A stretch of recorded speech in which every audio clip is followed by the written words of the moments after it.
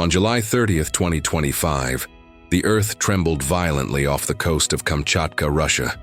A colossal 8.8 magnitude earthquake ripped through the ocean floor, sending invisible shockwaves racing across the Pacific. In the blink of an eye, what had been a calm and ordinary day became one of the most unsettling moments in recent memory.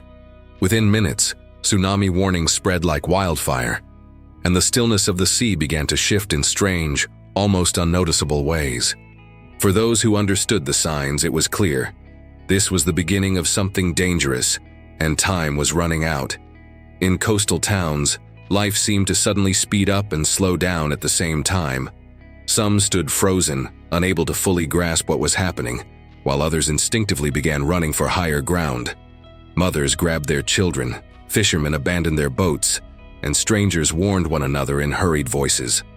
The air was heavy with uncertainty, a quiet tension before the roar of what was coming. You could almost feel the collective heartbeat of entire communities racing in unison, each pulse driven by the same thought. Where will the waves strike first? Far beyond the Russian coastline, the news was already traveling. From Japan to Hawaii, from the west coast of the United States to small Pacific islands, people were watching the ocean with growing unease. The water carried no expression, no warning. Yet beneath its surface, energy was building with unstoppable force.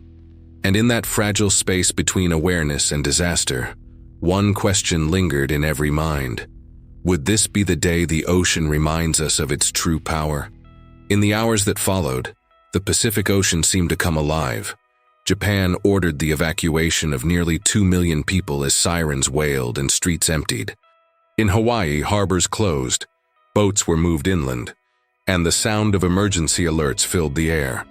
On the west coast of the United States, beaches were sealed off, and coastal towns watched the horizon nervously. The threat wasn't just to one country. It was an unfolding event that stretched across thousands of miles, connecting distant shores in the same moment of suspense. This was more than just an earthquake and tsunami. It was a real-time test of humanity's ability to react, to protect, and to prepare. Around the world, people tuned in to live updates, watching images of towering waves hitting harbors in Russia and water rushing into low-lying streets. Every report, every video carried a mix of relief and dread. Relief that no catastrophe had yet unfolded. Dread that the next moment might change everything. It was as if the planet itself had pressed pause, and we were all holding our breath. Before we dive deeper into the details of this extraordinary day, let me welcome you to this channel. Here, we explore events that shape our world and the lessons they carry for our lives. And this story, the earthquake, the waves, the response, is not just about numbers or news reports. It's about how, in the face of nature's power, every second matters and every decision counts. So let's start from the beginning and see how it all unfolded. It all began off the coast of Kamchatka, a remote yet geologically restless region of Russia. At 10:42 a.m. local time, the earth shook with a force rarely felt in living memory, an 8.8 magnitude earthquake, the most powerful to strike this area since 1952. The seabed shifted violently, releasing a surge of energy that rippled outward in every direction. In the town of Severokurilsk, buildings swayed, windows shattered, and frightened residents poured into the streets. For those who had lived through smaller tremors before, this was different. Longer, stronger, and far more ominous. As the quake subsided, the ground felt strangely unstable, almost as if it were breathing beneath their feet. Within minutes, emergency alerts began echoing through the city. Local authorities knew what the next chapter might be. When an earthquake of this magnitude strikes beneath the ocean, a tsunami often follows. People didn't need convincing. Many began moving toward higher ground, clutching loved ones, carrying whatever they could grab. The atmosphere was charged with urgency, but also with an eerie silence between the distant sirens, an unspoken awareness that the real danger had not yet arrived. Meanwhile, deep beneath the surface of the Pacific, invisible shock waves traveled faster than any human could run. The ocean was now a messenger, carrying the quake's violent signature toward coastlines near and far. Satellite systems detected the shift immediately, triggering international alerts. From Russia's Far East to Japan and beyond, experts watched their monitors closely, tracing the path of the potential waves. And yet, for all our technology, there was still one truth no one could change. Once the ocean begins to move, you cannot stop it. In Russia's Far East, the first waves struck within an hour. Towering up to 5 meters in some areas, they crashed into harbors, tore through docks and flooded streets near the shoreline. Fishing boats were tossed like toys, and seawater surged into low-lying neighborhoods, leaving behind a trail of debris. Emergency teams worked quickly to evacuate residents, guiding them toward higher ground as aftershocks rattled the region. For those who watched the sea rise and swallow familiar streets, it felt almost unreal. A slow but unstoppable force reclaiming the land. Across the Pacific, Japan moved swiftly. Nearly 2 million people were ordered to evacuate coastal towns and cities. A massive operation that saw trains halted, roads packed and shelters opened in record time. When the waves reached Japanese shores, they measured just over a meter in height. Smaller than feared, but powerful enough to surge inland and disrupt ports. The relief of avoiding a major catastrophe was met with quiet gratitude, but also with the sober realization that next time, the outcome could be far worse. This was a rehearsal written by nature itself, and the stakes had been very real. Thousands of kilometers away, Hawaii braced for impact. Sirens echoed across islands as harbors shut down, beaches cleared, and families moved inland. Waves nearly 2 meters high rolled into bays and harbors, churning the water but sparing the islands from major destruction. Along the west coast of the United States, the tsunami arrived as gentler swells, around a meter high, but still enough to close beaches and keep people on alert. From one shore to another, the Pacific had sent its message. No coastline is ever beyond its reach. In the aftermath, what stood out most was not just the power of the earthquake or the reach of the waves. It was how quickly and effectively warning systems had been activated. From Russia's Far East to the far corners of the Pacific, the alerts had worked. Sirens, text messages, live broadcasts, and satellite tracking had all played their part in keeping people out of harm's way.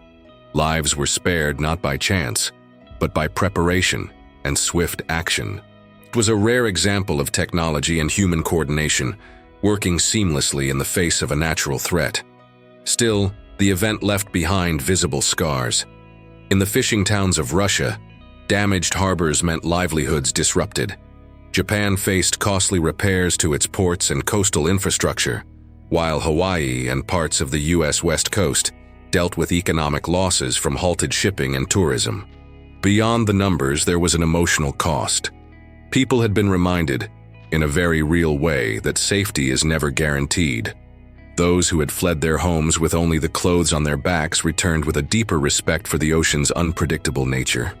For scientists and disaster response teams, this was also a moment to study, learn, and improve. Every second of data collected, every evacuation carried out, would help refine future responses. The Pacific had once again reminded humanity of its vulnerability, but also of its resilience when prepared. And while this disaster had not claimed the heavy toll it could have, the lesson was clear. Nature doesn't send warnings out of kindness. It sends them as a challenge to see if we are truly ready. When events like this unfold, they strip away the illusion of control we so often cling to. In a matter of minutes, a quiet morning can turn into a test of survival. Families who were sharing breakfast suddenly found themselves running for higher ground.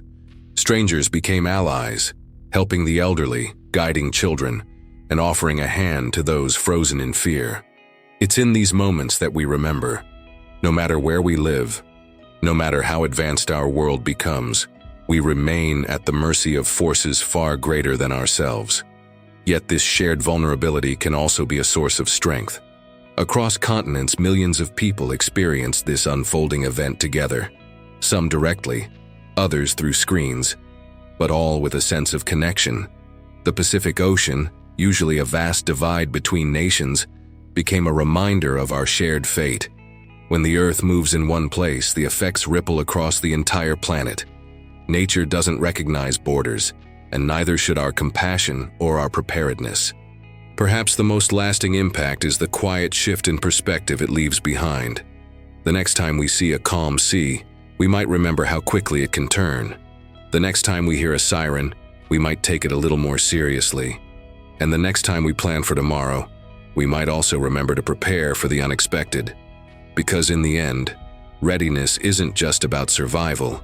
It's about valuing life enough to protect it before the danger arrives. Now that you know this story, let me ask you, if tomorrow an alarm sounded in your city, would you know exactly what to do? Would you be ready to act quickly, or would you hesitate, waiting to see if it was really necessary? The earthquake and tsunami of July 2025 proved that the difference between being prepared and being caught off guard can be the distance between life and tragedy. Maybe this is the moment to rethink how we go about our daily lives. Not only when it comes to natural disasters, but in the way we prepare for any challenge that might come our way.